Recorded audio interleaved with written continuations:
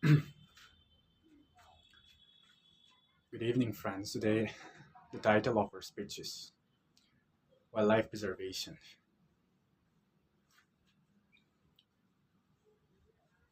And why do we need to preserve wildlife? And what are wildlife? Wildlife refers to animals, plants, and all types of microorganisms which exist in the forest. Talking about wild animals, it consists of only large animals, including lion, tiger, deer, etc. But Ardipix has said wildlife, meaning life in the wild. This should not confuse anyone, and we don't have to confuse with the topic because the animals we use as pets are called domestic animals. In the circus, there are lions, tigers, and we cannot call them wild animals. Yes, obviously, there are lions, tigers in the wild, but those put in the zoo, sanctuaries, or any national parks. The animals locating there cannot be termed as wildlife. So when it comes to wildlife, we have to refer only to the wild animals which are not under the protection of human being. Yes, generally they are being protected by the government of India because they're we called reserve forests, under which poaching, hunting are all prohibited in the specific areas. So if you manage to hunt animals in the reserve area, you may go to the jail as per the law embedded in the Constitution of India. So today, why do we need to protect our wildlife? And actually, we all are living things.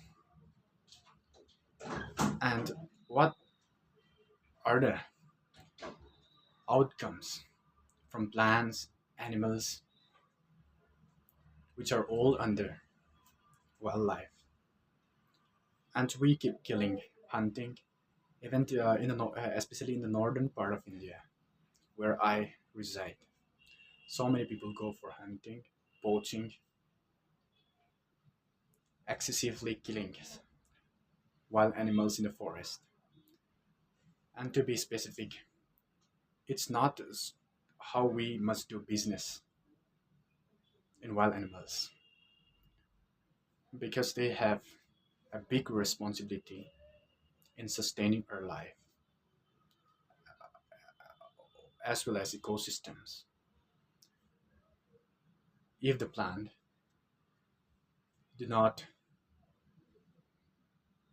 grow in the forest, and what will happen with the water?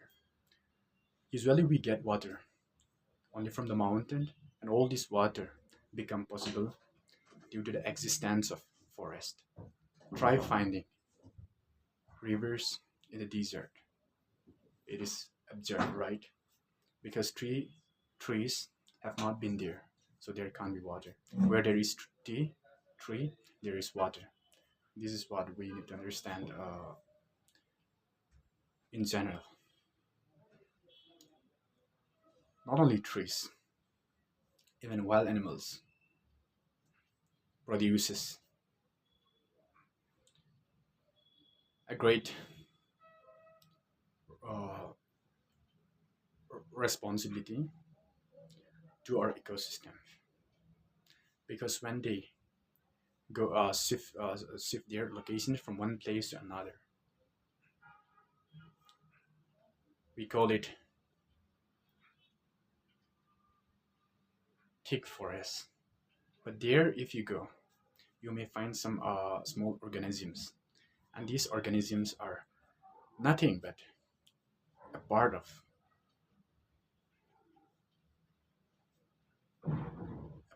important responsible persons in regard to ecosystem, because there are trees which cannot grow due to the presence of small animals like earthworms,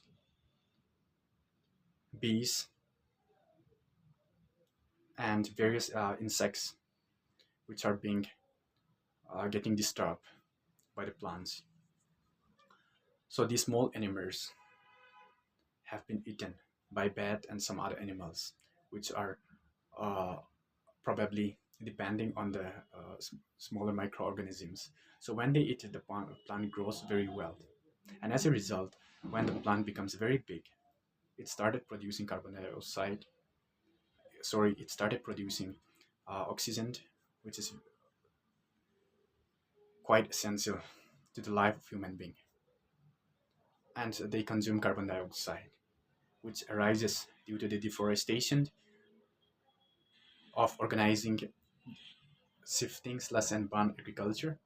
And because without the trees consuming carbon dioxide, we will all get mixed up with carbon monoxide and nitrous oxide, which are quite harmful to us.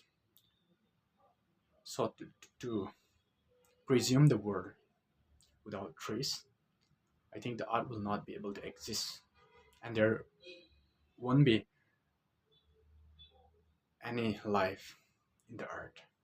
So trees produces the air we need and consumes the air we that is harmful to us. And consequently, in conclusion, let us also take an example of some plants, some medicinal herbs. Usually, the medicines we get from the pharmacy and prescribed by the doctors are made from the forest. For instance, neem, which is acquired from the forest, is also very crucial in cultivating tablets for human beings. So how do we get medicines from plants? And how do plants exist? Because of the water. So everything is connecting to one another. And this is what we call ecosystem. To bring excellent outcome from the ecosystem, we are also responsible to improve our life as well as the life of living things in and around us. So in short, in today's topic, protection of wild animals, protection of wildlife, we should understand how to preserve wild animals, living things in the forest. Not only the government does restrict the areas and do they restrict poaching, hunting in the thick forest, but the tribal people managed to sneak out and go into the forest and started hunting animals and cutting down trees for the purpose of cultivation.